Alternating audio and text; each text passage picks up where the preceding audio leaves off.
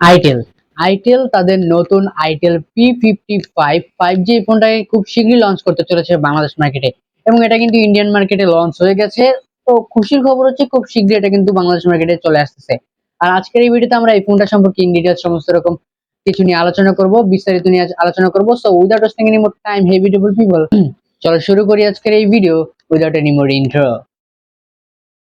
সর্বপ্রথমে যদি আমরা এই ফোনটার ডিজাইন এবং বিল্ড নিয়ে কথা বলতে চাই, সেখানে আমরা দেখতে পাচ্ছি এই ফোনটাতে ডিজাইন রয়েছে ব্যাক প্লাস্টিক এবং তার পাশাপাশি প্লাস্টিক ফ্রেম রয়েছে, এবং তার পাশাপাশি এতে একটা মিনিমাল নচ রয়েছে, এবং এই ফোনটার ওয়েট রয়েছে 178 গ্রাম। এবং তার পাশাপাশি এই ফোনটার ডিসপ্লে সেকশন নিয়ে যদি আমরা কথা বলতে চাই, সেখানে আমরা এই ফোনটার ডিসপ্লে সেকশনে দেখতে পাচ্ছি এতে রয়েছে 6.6 ইঞ্চির একটি এইচডি প্লাস ডিসপ্লে, এবং তার পিপিআই রয়েছে 267, এবং তার পাশাপাশি এটি একটি আইপিএস এলসিডি প্যানেল, এবং তার পাশাপাশি এতে কিন্তু 90 Hz রিফ্রেশ রেট রয়েছে।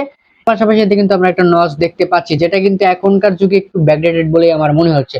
তারপরে যদি আমরা কথা বলি এই ফোনটার পারফরম্যান্স সেকশন নিয়ে, সেখানে আমরা পাচ্ছি অ্যান্ড্রয়েড 13, এবং তার পাশাপাশি এখানে ইউজ করা হয়েছে ইউজার ইন্টারফেস হিসেবে আইটেল ওএস V13। এবং তার পাশাপাশি যদি আমরা কথা বলি এই ফোনটার চিপসেট নিয়ে, সেখানে আমরা এই ফোনটাতে দেখতে পাচ্ছি latest MediaTek Dimensity 6080 octa-core processor. এটা কিন্তু খুব জোস একটা প্রসেসর, এতে কিন্তু ফোনের পারফরম্যান্স খুবই ভালো হবে এবং জোস হবে, সো আপনারা বুঝতেই পারতেছেন। তার পাশাপাশি এতে আমরা জিপি হিসেবে পাচ্ছি মালি G57 এবং MC2। এই ফোনটাতে আপনারা র্যাম রম হিসেবে পাবেন 4GB 6GB র্যাম, এবং রম হিসেবে পাবেন 64GB এবং 128GB। তার পাশাপাশি এক্সটার্নাল মেমোরি অ্যাড করতে পারবেন আপ টু 512GB পর্যন্ত। এই ফোনটাতে আপনারা সাইড মাউন্টেড ফিঙ্গারপ্রিন্ট পেয়ে যাবেন, এবং তার পাশাপাশি সমস্ত রকম পোর্ট এন্ড বাটন কিন্তু এই ফোনটাতে রয়েছে।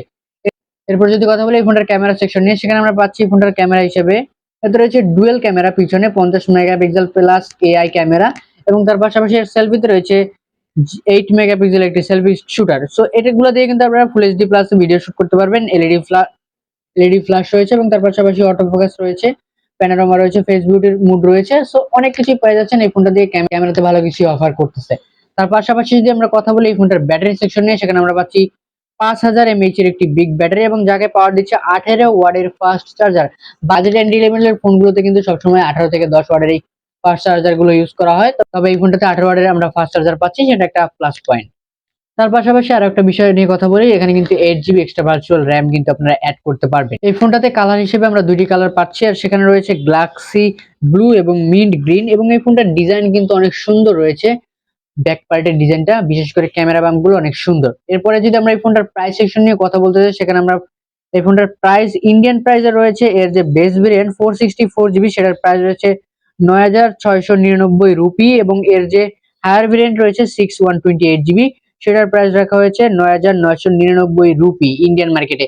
তো সেটা বাংলাদেশ মার্কেটে আপনারা কনভার্ট করে অবশ্যই দেখতে পারেন, আর এটা খুব শীঘ্রই বাংলাদেশ মার্কেটে চলে আসছে। সো আজকের এই ভিডিওটি কেমন লাগলো অবশ্যই কমেন্ট করে জানাবেন। দেখা হবে নেক্সট ভিডিওতে নতুন কিছু নিয়ে।